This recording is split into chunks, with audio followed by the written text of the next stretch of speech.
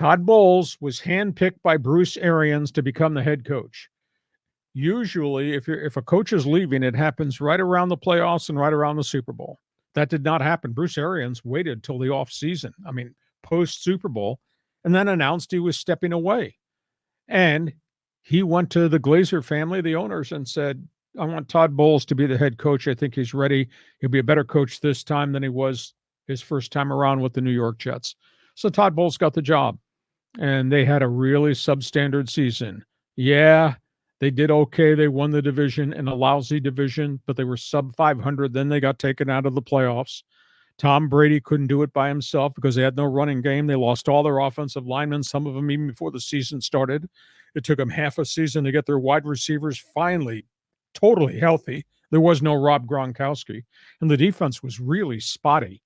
So Todd Bowles, a week ago, fires 9 assistants. All of them were Bruce Arians guys that Arians had brought in.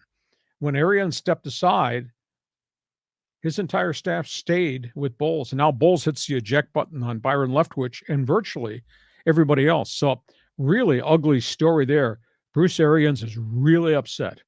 He said, my job as a head coach was to get these players ready to win games and go to the playoffs and be in a Super Bowl.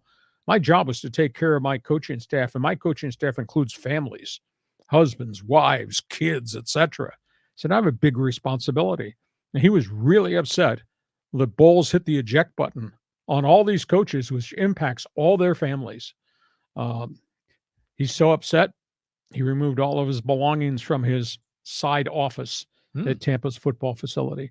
I thought at one time, and Bruce has kind of dropped hints, maybe he'd like to come back and coach again, even though he's had health issues.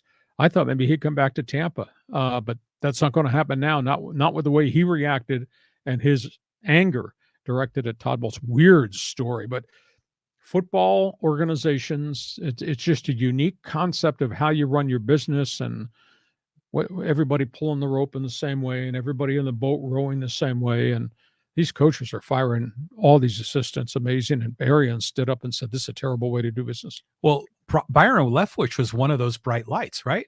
I mean, we've been hearing about him because he was a great quarterback in college and he had an okay NFL career, right?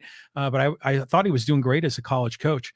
But again, it goes back to this notion of how do you build a program? How can you be like the Steelers? This had that continuity of coaching for a long period of time, because when you bring in a new offensive coordinator, it's a whole new scheme. It's a new playbook. Everything changes. And then you got to get new players to fit that profile. So you're almost like starting from ground zero every year. That's just not a sustainable model. Well, there's a lot of named coaches are out on street corners looking for jobs. And they'll probably, as you allude to, John, correctly, doesn't work in Tampa doesn't mean it can't work with the LA Rams, or it can't work somewhere else that's got coaching openings. But to me, it's a strange dimension. Do you think Brady's coming back to Tampa? That's the topic that we're going to talk about in our Thursday podcast, because it's bye week, so we won't be zeroing in on the Super Bowl immediately. Okay. We're going to talk about the quarterback carousel, and I'll throw some interesting observations your direction when we do our Thursday get-together.